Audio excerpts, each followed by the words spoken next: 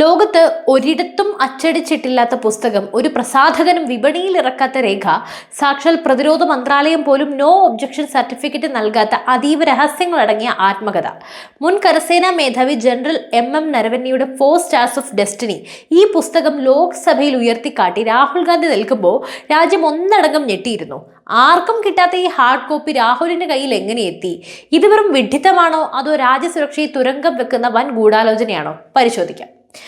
ഇന്ത്യയുടെ കരുത്തനായ മുൻ സൈനിക മേധാവി ജനറൽ നരവന തന്റെ സർവീസ് കാലത്തെ അനുഭവങ്ങൾ എഴുതാൻ തീരുമാനിക്കുന്നു. ലഡാക്ക് സംഘർഷം, ഗാൽവാൻ താഴ്വരയിലെ വീരപോരാട്ടം, ഇന്ത്യയുടെ സൈനിക തന്ത്രങ്ങളെല്ലാം ഇതിലുണ്ട്. നിയമപ്രകാരം ഒരു ഉയർന്ന സൈനിക ഉദ്യോഗസ്ഥൻ വിരമിച്ച ശേഷം പുസ്തകം എഴുതുമ്പോൾ അതിന് ഡിഫൻസ് മിനിസ്ട്രിയുടെ അനുമതി വേണം. കാരണം ഇതിലെ ഓരോ വരിയും ശത്രുരാജ്യങ്ങൾക്ക് തുറുപ്പുചീട്ടാവാൻ പാടില്ലല്ലോ.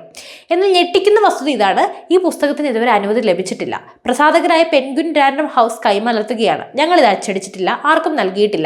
അപ്പോൾ രാഹുൽ ഗാന്ധി സഭയിൽ വീശിയത് എന്താണ്? അത് വെറും കടലാസ് കെട്ടാണോ, അതോ രഹസ്യമായി ചോർത്തിയ രേഖകളോ? ഇതൊരു നിസ്സാര രാഷ്ട്രീയ കളിയല്ല. പ്രസാധകരുടെ സെർവർ ഹാക്ക് ചെയ്യപ്പെട്ടോ, അതോ വിദേശ ഏജൻസികൾ രാഹുലിന് ഇത് എത്തിച്ചു കൊടുത്തോ? രാജ്യത്തിന്റെ പ്രതിരോധ രഹസ്യങ്ങൾ അടങ്ങിയേക്കാവുന്ന ഒരു ഗ്രന്ഥം നിയമവിരുദ്ധമായി കൈവശം വെച്ച് പാർലമെന്റിനെ തെറ്റിദ്ധരിപ്പിക്കുന്നത് അത്യന്തം അപകടകരമായിരുന്നില്ലേ?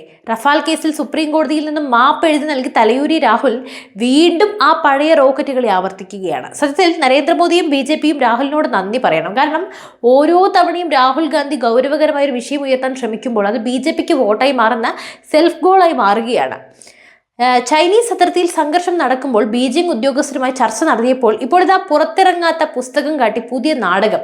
പക്വതയുള്ള ഒരു നേതാവിന് ചേർന്നതാണോ ഈ ഒരു അർബൻ നക്സൽ ശൈലി? ഇപ്പോൾ ഡൽഹി പോലീസ് രംഗത്തുണ്ട്.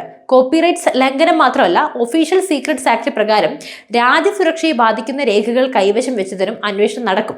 വിദേശ വെബ്സൈറ്റുകളിൽ ഈ പുസ്തകത്തിന്റെ PDF ചോർന്നത് എങ്ങനെയെന്ന് കേന്ദ്ര ഏജൻസികൾ ചോദിക്കുന്നു. ശത്രുരാജ്യങ്ങൾ കാത്തിരിക്കുന്ന വിവരങ്ങൾ ഒരു പ്രതിപക്ഷ നേതാവ് രാഷ്ട്രീയ ലാഭത്തിന് വേണ്ടി തെരുവിൽ വലിച്ചൊഴിക്കുന്നത് ഇന്ത്യയുടെ ആത്മവീര്യത്തെയാണ് ബാധിക്കുന്നത്. ഇന്ത്യ എന്ന പഴയ ഇന്ത്യയല്ല. സൈന്യത്തെ അവിശ്വസിക്കുന്നവരെയോ രഹസ്യങ്ങൾ വിൽക്കുന്നവരെയോ ജനങ്ങൾ വെറുതെ വിടില്ല.